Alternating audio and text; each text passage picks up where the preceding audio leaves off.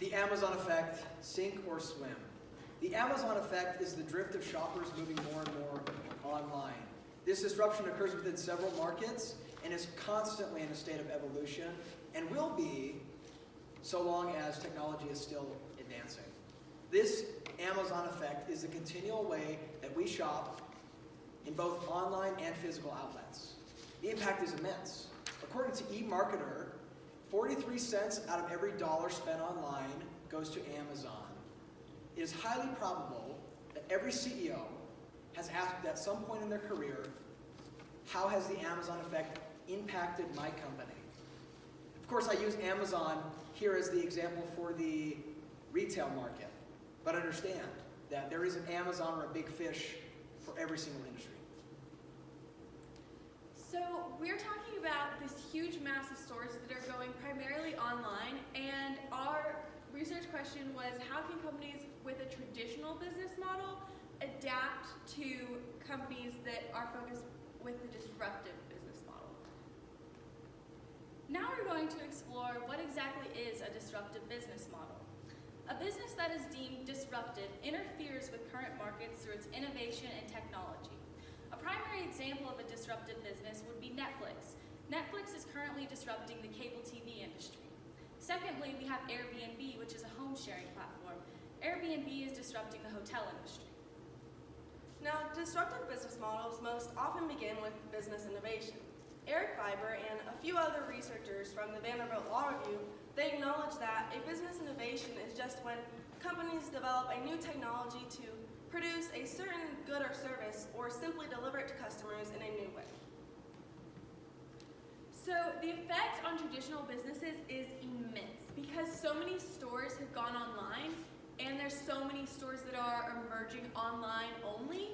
Lots of traditionally brick and mortar locations have had to close their doors, and because of that there's been massive layoffs because the stores are closing, and there's also not really a place for these people that have lost their jobs to go, because once companies are online, they don't need as many employees.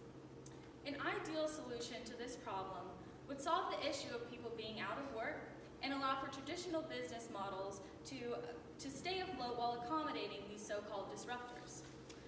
While this would be ideal, we live in a sink and swim economic climate where this is not fully feasible. We have pushed forward 3 solutions that we think could partially accomplish this goal.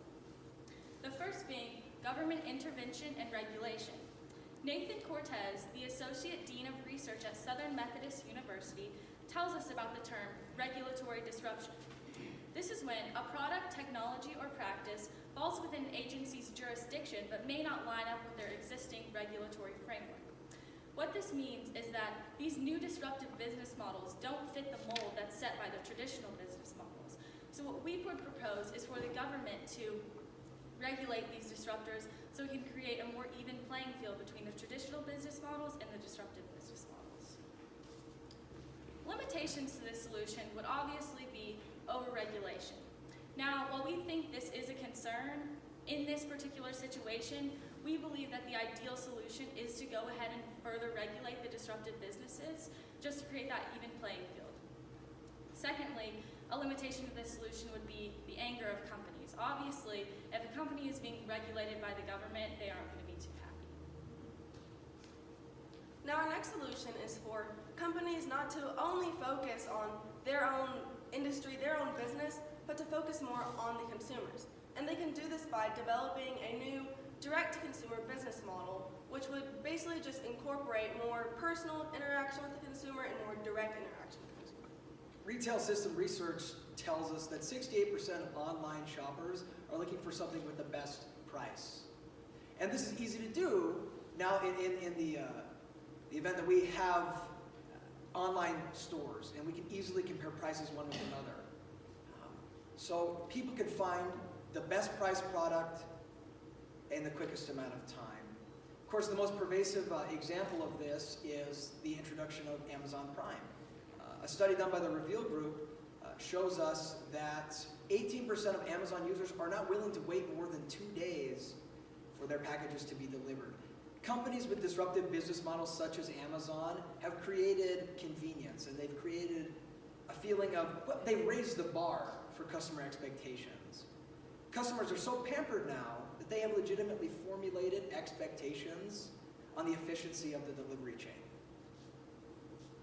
Now, this focus on the consumer would first start by collecting personal data from the consumer. 37% of U.S. consumers say that they would allow companies to collect their personal data in return for a financial reward or just a better experience with the company. Now, what organizations and companies can then do with this personal data is use it to enable better decision making within their company based on what the consumers want. So our primary solution is adaptation through rebranding and marketing. And a very good example of this. Now, limitations for the solution, one would be disloyal consumers. Consumers in this generation are a lot less loyal than consumers in previous generations. Consumers like to pick and choose the companies that they associate themselves with, and there's no say in when they will turn on a company.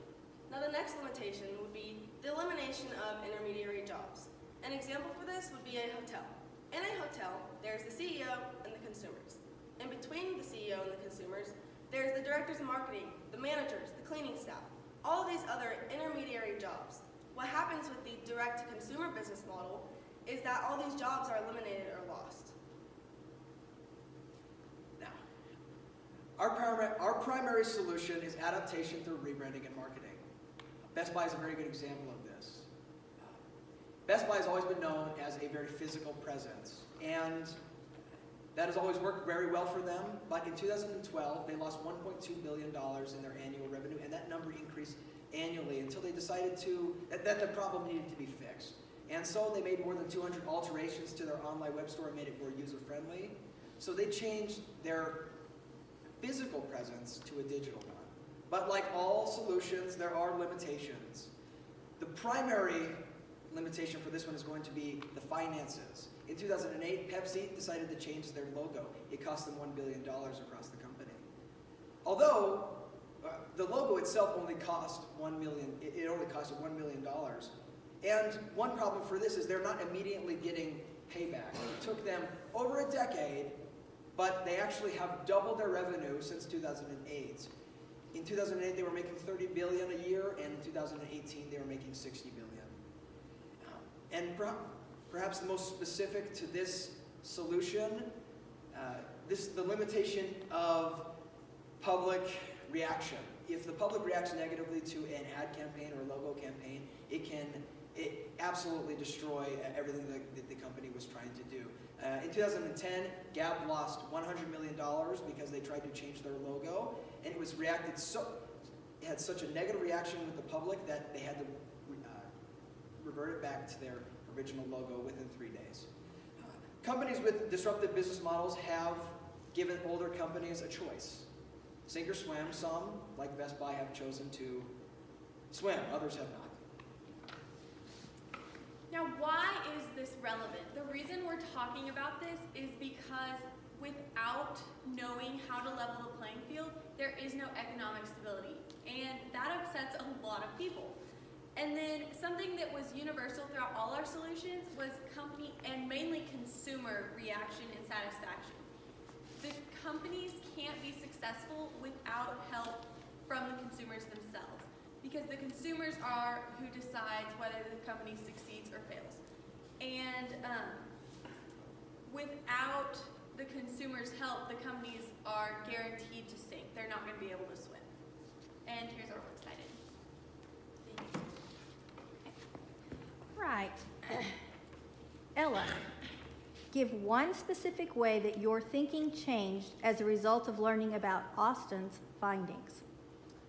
Well, my original research individually was all about the sharing economy, which is this access over ownership thinking where people just borrow things instead of buying them. It's kind of like an asset-light type thing.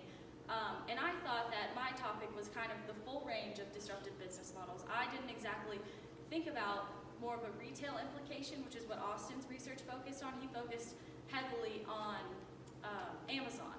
And his research made me broaden my horizons and open my eyes to the full range of this topic. Okay, Stephanie, how did your group decide to include Ella's perspective, lens, or conclusion into your overall presentation? So, as Ella just previously stated, her individual research was based on the sharing economy, and one primary example was the Airbnb example, which is when you just have one person that owns a house or owns a building and they share it with the consumers.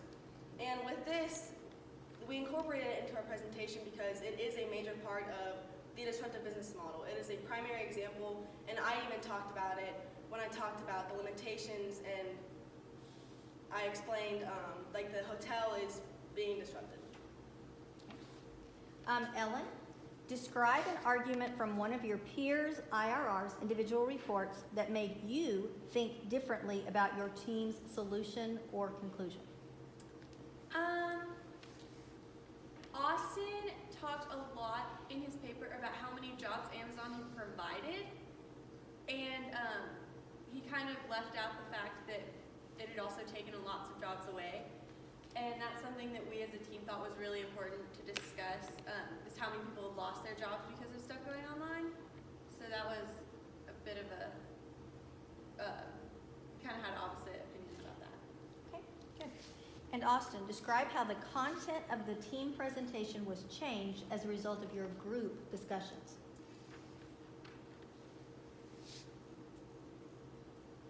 Working with this group, going into this, I had different ideas with some of my teammates. And after